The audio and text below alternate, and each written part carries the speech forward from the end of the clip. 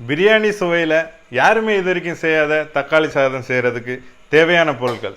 முதல்ல 3 வெங்காயம் எடுத்துக்கோங்க, 4 தக்காளி எடுத்துக்கோங்க, தேவையான அளவு கடுகு, ஸ்டார், பட்டை, ஏலக்காய், இந்த பிரியாணிக்கு யூஸ் பண்ணுற அந்த ஐட்டம்ஸ்லாம். அடுத்து வந்து வத்தல் பொடி தேவையான அளவுக்கு, கரம் மசாலா தூள் தேவையான அளவுக்கு, இஞ்சி பூண்டை வந்து அரைச்சி பேஸ்ட்டாக போட்டுக்கோங்க. அடுத்து வந்து சிறிதளவு கொத்தமல்லி, புதினா. நம்ம சொன்னோம்ல இதுக்கு முன்னாடி, அதாவது பிரியாணி டேஸ்ட்டில் தக்காளி சாதம், அதுக்கு முக்கியமான பொருளே இதுதான், பிரியாணி மசாலா. தேவையான அளவுக்கு மஞ்சள் தூள், சிறிதளவுக்கு கருவேப்பிலை. ஸோ ஃபஸ்ட்டு கடாயில் வந்து எண்ணெய் ஊற்றியாச்சு. தேங்காய் எண்ணெய் ஊற்றினா ரொம்ப பெட்டராக இருக்கும்.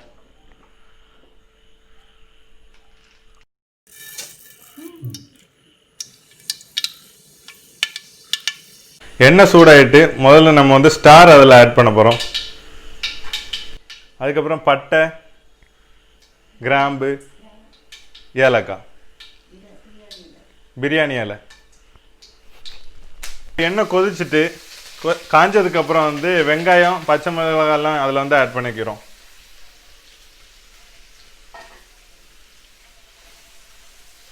அடி பிடிக்காமல் கிண்டிக்கிட்டே இருக்கலாம். அதை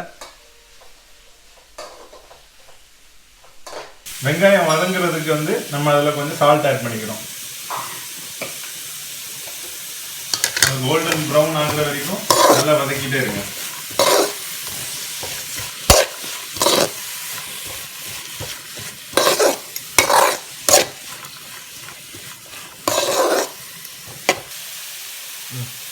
வெங்காயம் வதங்கிட்டே இருக்கிற நேரத்தில் அதில் கொஞ்சம் வந்து கருவேப்பிலை ஆட் பண்ணிக்கோங்க.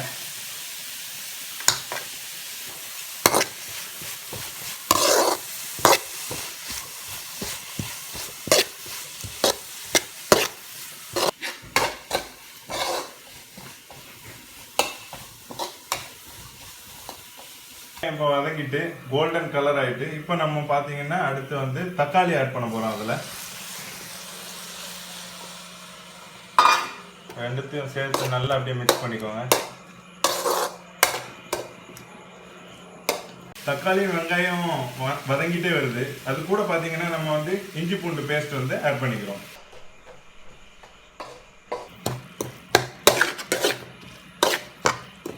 இஞ்சி பூண்டு பேஸ்ட் வந்து பச்சை வாசனை, அதோட பச்சை வாசனை வந்து போயிட்டு, அதுக்கப்புறம் இப்போ வந்து நம்ம வந்து மிளகாத்தூள் ஆட் பண்ணியாச்சு.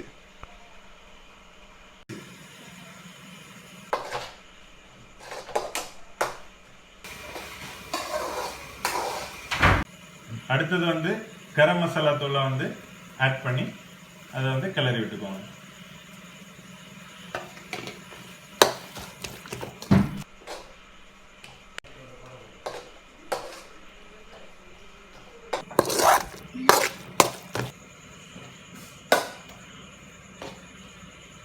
தேவையான அளவுக்கு மஞ்சள் தூள் ஆட் பண்ண போறோம். அப்படியே நல்லா கிளறி விட போறோம்.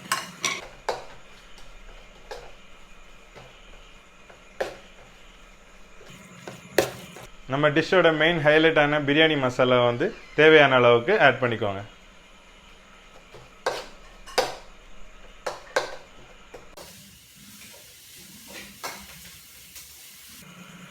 எல்லாமே வதங்கினதுக்கு அப்புறம் கொத்தமல்லி, புதினா வந்து ஆட் பண்ண போறோம்.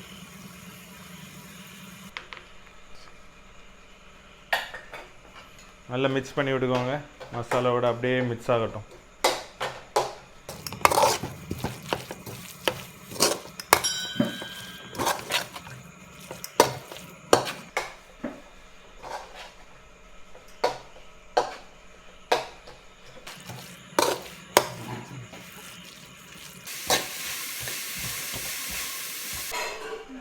அதுக்கப்புறம் வந்து வடித்து வச்ச சாப்பாடை மிக்ஸ் பண்ணிக்கோங்க.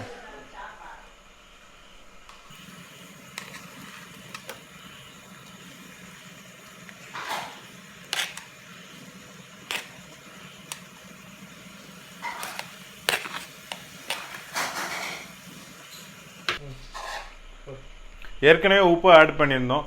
இப்போ தேவையான அளவுக்கு மறுபடியும் உப்பு ஆட் பண்ணுறோம்.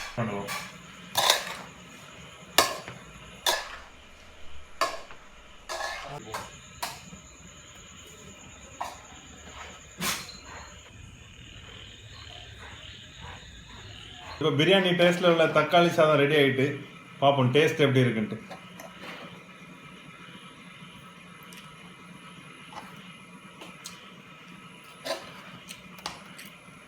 சூப்பராக வந்திருக்கு.